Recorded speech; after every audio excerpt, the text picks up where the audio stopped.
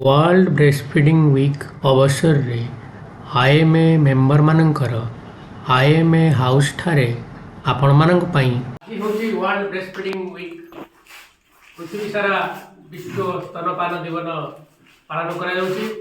एई अवसर रे आमे आईएमए मेंबर माने पब्लिक पई किछि मेसेज देवा पई चाहूछु। हमर एई प्रोग्राम माध्यम रे आज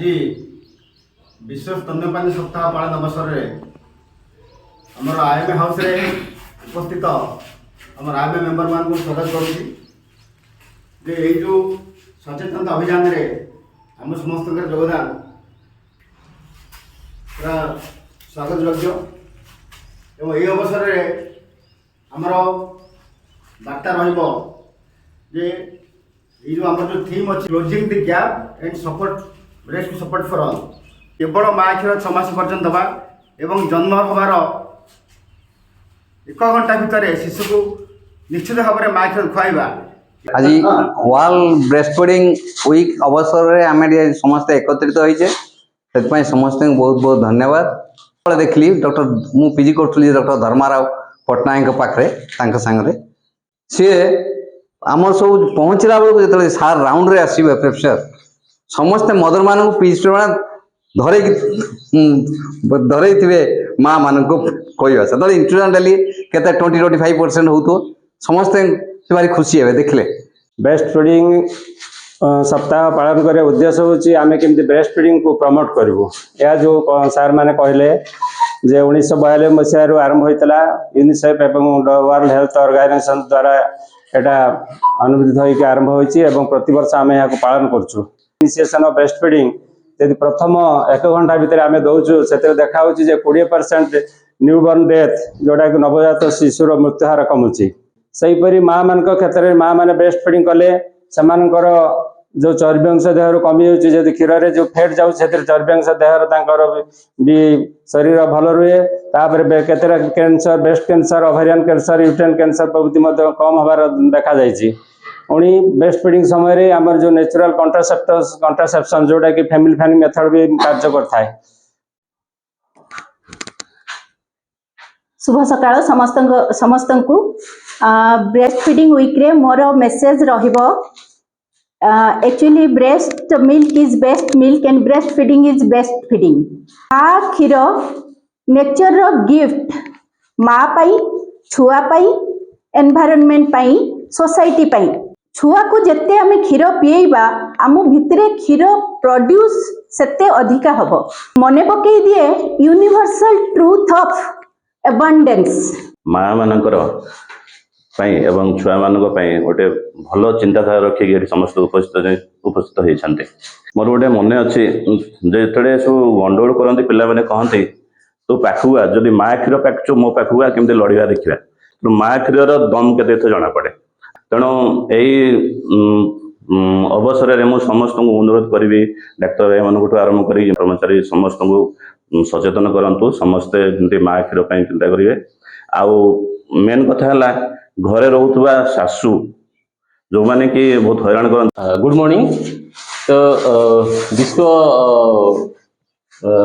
world breast feeding week celebration आम ये समस्त एकत्रित हो। मो कह कथा ये यहाँ केवल गोटे गायनेकोलॉजिस्ट कि पेडियाट्रिशियन काम नुहे सबू डाक्तर सबू हेल्थ केयर प्रोवाइडर एवं सोसाइटी समस्त गोटे रेस्पॉन्सिबिलिटी नुहे कि केवल गायनेकोलॉजी और केवल ये कर तो से मुझे तो मुझे अवसर में समस्त समाज सब लोक कहना चाहूँगी समस्ते कही सारी पेडियाट्रिशियन मान कही मदर कौन हेल्थ बेनिफिट गायनेकोलॉजिस्ट मान कही। अगस्ट 1 ରୁ 7 पर्यंत वर्ल्ड ब्रेस्ट फीडिंग वीक पालन कर सब आम कही आस कि ब्रेस्ट फीडिंग उपकारिता कौन एवं शिशुर शरीरगत बौद्धिक मानसिक विकास यहाँ केते इम्पोर्टेंट। किंतु आज गोटे कथा मु कहि संसार सबुठु श्रेष्ठ प्राणी है मनुष्य किंतु आमे सब भूल करूँ कहीं अन्य प्राणी जिते भी प्राणी अच्छा केवे किए कौन बाहर क्षीर दौर ता छुआ मान से केवल माँ क्षीर पीऊे और से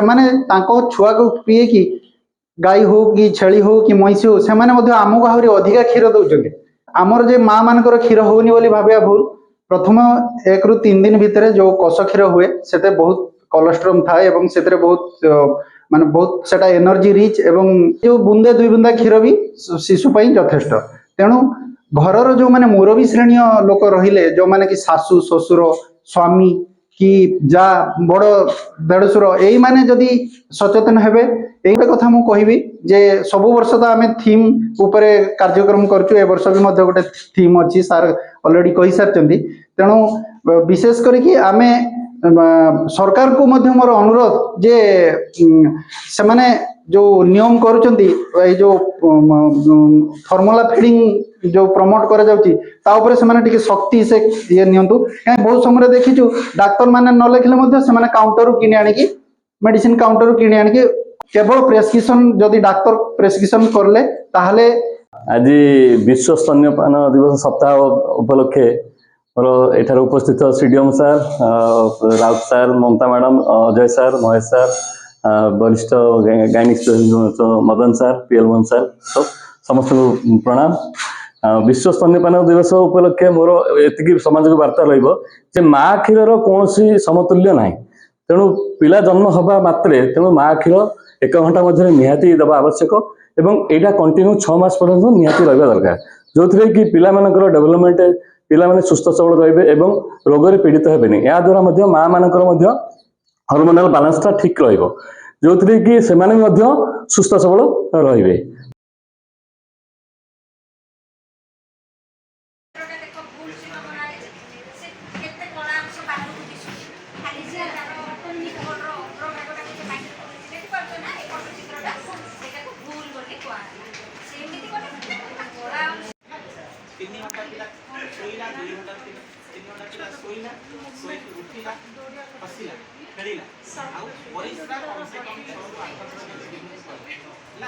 जदि 6 ରୁ 8 ଥର ପିଲା ପରିସ୍ରା କରୁଛି ଯଦି ଡାଇପର କିଏ ବି ପିନ୍ଧୁଛ ଡାଇପର ଯେତେ ନ ପିନ୍ଧେଇବା ଭଲ ଯଦି ଡାଇପର ପିନ୍ଧୁଛ ଦେଖିବ ଡାଇପର ପୁରା ଫୁଲି ଯାଉଛି ଯଦି 4 ରୁ 6ଟା ଡାଇପର ଚେଞ୍ଜ କରୁଛ ତାମାନେ ପିଲାର ପରିସ୍ରା ଠିକ ହେଉଛି ଯଦି ଖାଇଲା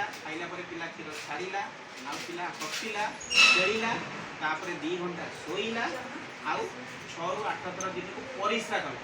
ହେଲା ତାମାନେ ଜାଣିବ ଯେ ମୋର କ୍ଷୀର ପୁରା ଠିକ ହେଉଛି ପିଲା କାନ୍ଦିବାର କାରଣ କ୍ଷୀର କମ୍